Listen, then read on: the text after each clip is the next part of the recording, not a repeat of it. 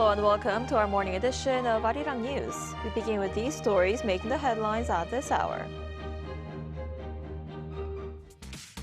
Starting today, the National Assembly will hold a two-day hearing on Coupang to examine the data breach at the retail giant, along with allegations of unfair trade practices and labor conditions. This comes a day after the company unveiled a compensation plan for those affected by the data leak. North Korea says Kim Jong-un visited a factory manufacturing multiple rocket launchers, saying the weapon system is a core strike capability that would significantly boost the regime's military power. As the United States works to broker a peace deal to end the Ukraine war, President Donald Trump says he spoke with his Russian counterpart Vladimir Putin over the phone, a day after meeting with Ukrainian President Volodymyr Zelensky. The call came as Russia accused Ukraine of launching a drone attack on one of President Putin's residences. We begin this morning at the National Assembly that's set to hold a two-day hearing starting this morning to examine the recent data breach and personal information leak at Coupang, along with allegations of unfair trade practices and labor conditions. The hearing will be conducted under Article 63 of the National Assembly Act and led by the Science, ICT, Broadcasting and Communications Committee in a joint session with 6 related standing committees. 13 current and former Coupang executives have been called as witnesses. However, founder and board chairman Kim Bum-seok, as well as other key executives, will not attend the hearing. The main opposition People Power Party has also decided not to attend, arguing the case should be handled through a parliamentary investigation and overseen by the Political Affairs Committee. Meanwhile, Coupang on Monday unveiled a compensation package for data leak victims, saying it'll provide coupons worth 50,000 Korean won to those affected. But the measure is drawing criticism as users who previously withdrew from Coupang must rejoin the platform again to use the vouchers. Our Kim Bo-kyung tells us more. Following a massive personal data breach in November, e-commerce giant Coupang on Monday announced a compensation plan worth around 1.68 trillion Korean won. That is around 1.17 billion US dollars. Under the plan, Coupang will provide 50,000 won discount coupons per person to 33.7 million customers. This will include all Coupang WOW members, regular users, and former members who have withdrawn from the services. The compensation payments will be made gradually starting January 15th next year. The purchase coupons consist of those usable in each of Coupang's services: 5,000 won for Coupang, 5,000 for Coupang Eats, the food delivery service, 20,000 for Coupang's travel products, Coupang Travel, and another 20,000 for our luxury beauty and fashion products. All services except Coupang Eats are available through the Coupang app to both WOW members and regular members. Coupang Eats requires downloading the separate food delivery app. Users who previously withdrew from Coupang must rejoin the platform in order to use the vouchers. Coupang's interim chief executive officer Harold Rogers said in a press release that taking this incident as a turning point, Coupang will embrace customer-centric principles and fulfill its responsibilities to the very end, transforming into a company that customers can trust. The announcement of the compensation plan follows an apology issued by Coupang founder Kim Bum-seok on Sunday, marking his first public apology regarding the data breach. In a written public statement that came out nearly a month after the breach was first made public, Kim said he was deeply sorry for the inadequate initial response and lack of communication, but has also notified that he will not attend the joint National Assembly hearing scheduled to begin on Tuesday. Kim Bo-kyung, Arirang News. North Korea has been stepping up its military activities in recent days. This comes after its state media said this morning that leader Kim Jong-un visited a munitions factory following his overseeing of a long-range cruise missile launch over the weekend. Our Park Eun-woo has more. North Korean state media reported Tuesday that leader Kim Jong-un visited a munitions factory that produces multiple rocket launchers capable of carrying nuclear warheads and called for a revolution in modernizing artillery weapon systems. According to the Korean Central News Agency, Kim inspected a major military-industrial enterprise on Sunday, reviewing the production status of multiple rocket launcher vehicles. During the inspection, Kim was accompanied by senior officials, including senior party and military leaders. Kim reportedly said the factory plays a crucial role in implementing the ruling party's strategy to modernize and expand long-range artillery forces, while describing the weapon system as a core strike capability that would significantly strengthen the country's artillery power. He also said it features high precision and a powerful destructive capability and could be used in concentrated strikes during military operations, while praising the North's strength and technology. The visit comes amid a series of recent military-related activities by Kim. Also on Sunday, Kim reportedly observed the long-range strategic cruise missile launch, and the week before, he visited a nuclear-powered submarine construction site. He expressed the need to secure a strong production capacity to meet future munitions goals, which will be presented at the upcoming ruling party's 9th Congress early in 2026. 박건우, Arirang News. So as we just heard, North Korea is continuing to build up its nuclear capabilities. And with major events coming up in the United States in 2026, including the midterm elections and a possible visit by President Trump to China in April, attention is now focused on whether the regime will return to dialogue next year. For more on this, we're joined today by Robert Kelly, Professor of International Relations at Busan National University. Professor Kelly, thanks for joining us this morning. Hi, thank you for having me. So looking back at Trump's first term, and as we head into 2026, what should we expect when it comes to Washington's relationship with North Korea? Do you see any chance of renewed dialogue between Trump and Kim Jong-un in the coming year? I really don't. I think Donald Trump is primarily interested in diplomacy to the extent that it sort of accentuates his domestic power and influence in the United States. He's in search of prestige. I think it's pretty clear, for example, that Donald Trump wants to win a Nobel Prize. That's driving a lot of his interest in his peacemaking initiatives in Ukraine, for example. And there's not really much to be gotten from North Korea. That is to say that I don't really think that Trump is particularly interested in substantive issues on the Korean Peninsula. I really think that the freelancing that he did here, you're sort of seeing the old pictures from 2018. That was really driven by Trump's own personal desire for sort of acclaim and media coverage and the rest of it. And that didn't work back in 2018. Trump got a great deal of criticism at the time. Right? Nothing really came of it. North Korea didn't really give up on anything. They didn't really move on anything. They made no major concessions. And so I don't think Trump really wants to go back into that unless he thinks that the North Koreans are really willing to come to the table. And it just doesn't look like they are. The North Koreans are now in a tighter embrace of China and Russia because of the Ukraine war. They're sort of, I'm not sure it's quite an alliance, but people are talking about it as sort of an axis or something like that. And so the North Koreans don't really need to come to the table the way they did before. And so I'm actually quite skeptical that Trump will meet with them. They're probably not going to give him much. And I think that's why you basically haven't heard Trump talk about Kim Jong-un really at all this year. And so I'd be very, very skeptical if anything comes of it next year. I mean, it's always possible, right? I mean, Trump kind of swings his opinion from one thing to the next, on short notice. He's very fickle, but I don't really see any structural push on the U.S. side for negotiation with North Korea. I see. Like you just mentioned, compared to his first term, President Trump has been talking much less about North Korea.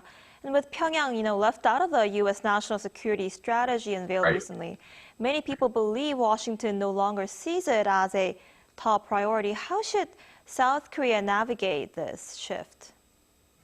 Yeah, I think South Korea is really kind of increasingly on its own here. I think the alliance will stay in place, right? I'm not sure that Donald Trump himself likes the alliance much, but we know that the U.S. Congress does, right? And the Defense Department, broadly speaking, is supportive of the continued relationship. General Brunson, for example, the head of USFK in South Korea, speaks sort of really affirmingly and constantly runs around Korea and gives public talks and stuff like that. So I think there's a kind of bureaucratic inertia behind the U.S.-Korea relationship. But I don't think at the top level, at the elite level, right, the Trump administration particularly cares much or is particularly interested in this and is basically content to leave South Korea or North Korea to South Korea. And so South Korea's got to think about how it wants to do this, right? I mean, the obvious options, right, would be to go to China or to Japan and try to come up with some kind of arrangement, some kind of maybe united front to go and talk to the North Koreans right here, the other responsible partners of Northeast Asia. We want to talk to you. I think if South Korea goes and engages North Korea alone, I'm not really sure that will work terribly well. Moon Jae-in tried that, and it didn't really work terribly well. So my sense is that the South Koreans are really kind of in a period of sort of searching for a new approach. the Americans aren't really going to be involved very much, and so South Korea's got to either do it on its own or sort of start talking to regional partners. But the Americans are kind of checked out, and I would imagine that will be the case as long as Donald Trump is president. I see. And while that's happening, North Korea says it tested cruise missiles over the weekend. And after that, reported that Kim Jong-un inspected a factory producing multiple rocket launchers. How advanced is North Korea's nuclear program at this point? Yeah, pretty advanced. I think the nuclear weapons are basically in place. That is to say, the North Koreans almost certainly have a large nuclear weapon of at least 150 kilotons in yield, and that's been around since 2017. The real trick, I think, for the North Koreans now is developing a missile capacity. That is, they need some kind of vehicle to actually deliver a nuclear weapon to a target. That's been tricky for North Korea in part because North Korea is contained geographically. It's sort of surrounded by a lot of other countries. So missile launches are tricky for the North, but they're working on it, right? Again, as your imagery is showing right here, the North Koreans are relentlessly testing, right? We know that they can probably reach North America, right? And they can almost certainly reach local targets. And so they're just continuing regional targets. And so they're continuing to develop the program, right? I mean, the North Koreans keep saying to us in the media, we're not stopping. The program is marching relentlessly forward. I think we should gamble with the North Koreans having the ability to basically strike any target within, 8,000 miles with a sizable nuclear weapon. I think that they probably got about 50 to 100. That's kind of the number that gets thrown around. We don't really know, of course, but North Korea is an established nuclear power is the short answer to the question. I see. And last week, it also released new images of what it says it's their first nuclear-powered submarine. What's your take on this, and what message do you think they're trying to send to South Korea and the United States? So the big advantage, assuming that means a nuclear engine, right? The big advantage of a nuclear-powered submarine is that it's quiet, and that's what the North Koreans want, right? They would like to be able to put nuclear weapons, missiles on submarines because they're much more defensible, they're much more survivable, right? North Korea itself, geographically, that's territorial space is relatively limited, right? And so the U.S. and South Korea and possibly Japan could strike those targets with greater ease than a submarine under sea. And so the North Koreans want to put nuclear weapons on submarines. Most other nuclear powers try to do the same thing. And a nuclear-powered submarine, that is to say a more quiet submarine than a traditional diesel engine, would be ideal. North Korea's current submarine fleet, we believe, is fairly slow and old and loud, right? And so to the extent that you have a nuclear engine that's quiet, a North Korean nuclear submarine would be much harder to find, and that would improve its nuclear deterrent capacity. Right. All right, Professor Kelly, I'm afraid that's all the time we have for today. Thank you so much for your insight. We appreciate it. Thank you for having me.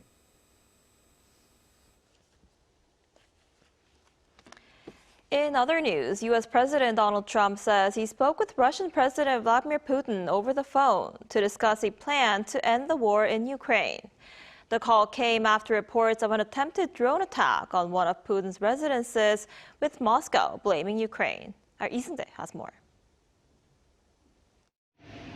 The White House said U.S. President Donald Trump held a phone call with Russian President Vladimir Putin on Monday, continuing high-level diplomacy aimed at ending the war in Ukraine.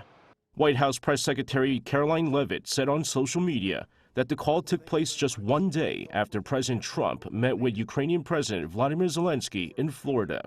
Leavitt described the Trump-Putin call as positive and said the two leaders discussed the situation in Ukraine, though she did not provide details of the conversation. However, the diplomatic push was complicated by allegations from Moscow that Ukraine attempted a drone attack on one of President Putin's residences in northern Russia. Speaking to reporters on Monday, President Trump said the Russian leader told him about the alleged incident. Trump said he was very angry after learning of the claim and warned that such actions were not helpful during a sensitive phase of negotiations.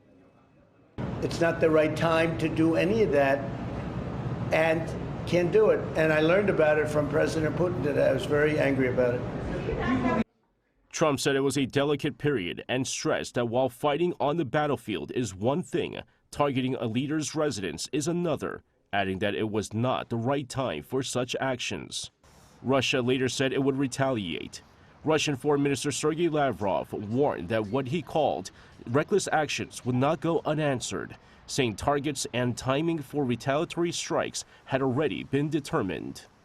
However, Ukraine has denied the allegations. President Zelensky called the claims a lie intended to sabotage negotiations, warning that Russia could use the accusation as justification for strikes on government buildings in Kyiv. Lee Seung-jae, Arirang News.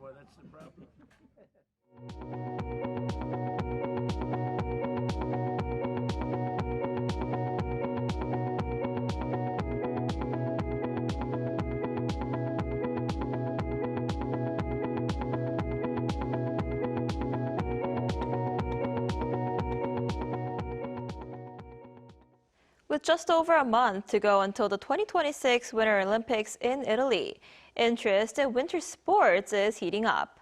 At the same time, as many look for ways to reflect and reset for the new year, a unique program here in South Korea is offering a blend of both, a so-called curling temple stay.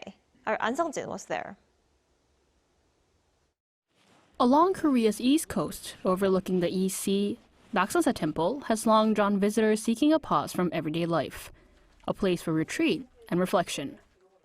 Whenever I feel down, I often return to temple stays because they offer some healing and a chance to look at the natural landscape.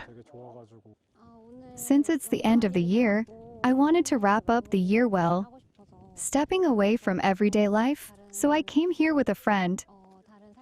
Naksansa's Temple Stay program includes a guided tour of the temple grounds and the iconic 해수관음상, a statue gazing out toward the sea.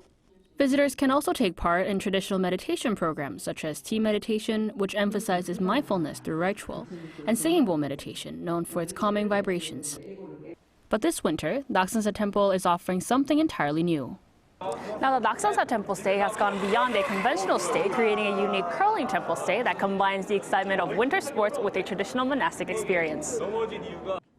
Curling, often described as chess on ice, shares similarities with meditation in that they both bring the mind into focus while caring for the body. It's thrilling and fun, especially sliding across the ice, even though it's a bit slippery. Through this temple stay, I got to try curling, visit the temple, and meet so many new people. The initiative aims to broaden the appeal of temple stays while offering a fresh way to explore balance, focus, and teamwork beyond the meditation hall. As temple stays become increasingly connected with the wellness industry, we're also expanding our programs in partnership with the local community. Our goal is to design programs that allow participants to truly experience the temple culture and take time to rest. Naksansa Temple is redefining what a temple stay can be. The temple's new program invites visitors to discover balance in an unexpected place, where Buddhist philosophy meets winter sports. An Sung-jin, Arirang News, Sokcho.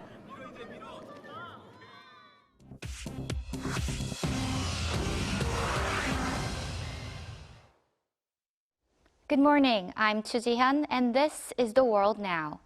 United States President Donald Trump warned Iran that the U.S. could strike again if Tehran rebuilds its nuclear program. Trump delivered the warning on Monday while hosting Israeli Prime Minister Benjamin Netanyahu at his Mar-a-Lago home in Florida. Trump said he has heard Iran may be, quote, trying to build up again, and said if that is confirmed, the consequences would be powerful. He also said he wants to reach the second phase of the U.S.-brokered Israel-Hamas ceasefire as quickly as possible, but said Hamas must disarm. Trump again urged Israel's President Isaac Herzog to pardon Netanyahu, who is on trial for corruption. Trump and Netanyahu's meetup in Florida is their sixth meeting since Trump's return to office.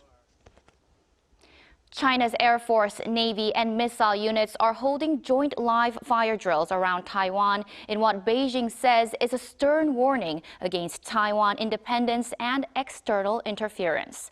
China dispatched 89 aircraft and 18 warships on Monday to simulate a total blockade of Taiwan's key ports.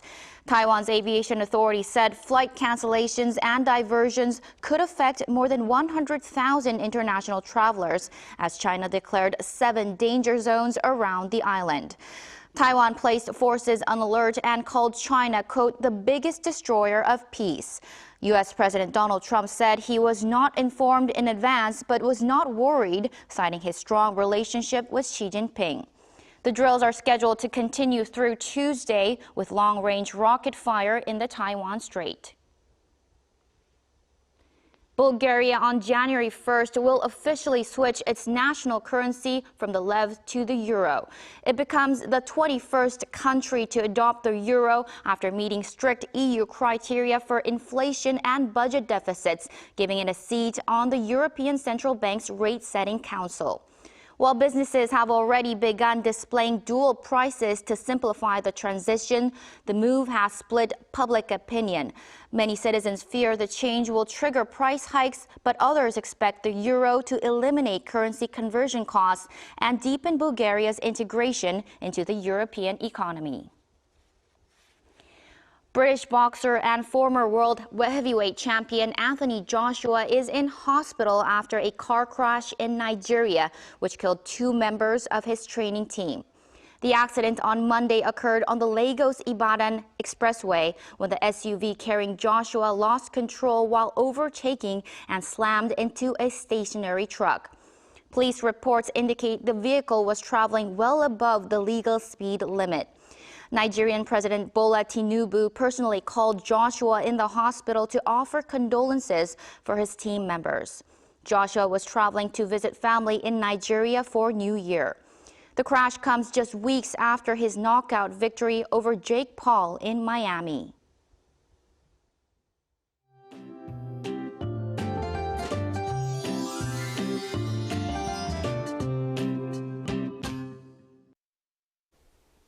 From today, it's time to prepare for the winter cold again. Seoul began the day about 7 degrees Celsius colder than yesterday. And tomorrow, the final day of the year, temperatures will drop to -8 degrees here in the capital and below -10 degrees on New Year's Day. And as clean northwesterly air moves in today, air quality will continue to improve. I mean, it was awful outside yesterday, trapped in heavy fine dust all day. Meanwhile, dry conditions persist along the East Coast, along with strong winds, so fire safety is a must. This afternoon, highs will be getting up to 2 degrees in Seoul, 7 degrees Celsius in Daegu, Gwangju, and Gyeongju under brighter skies this afternoon. Those who plan to check out the last sunset and first sunrise of the year will need to dress extra warmly.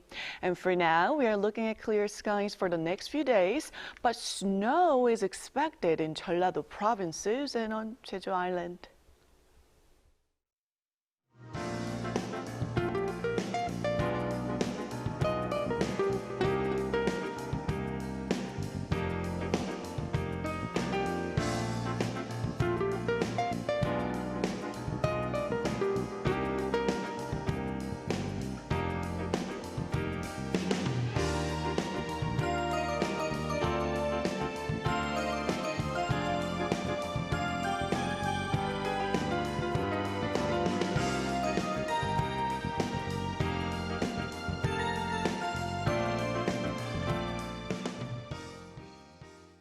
That's all we have for this morning. Arirang News will be back at noon Korea time. Thanks for watching.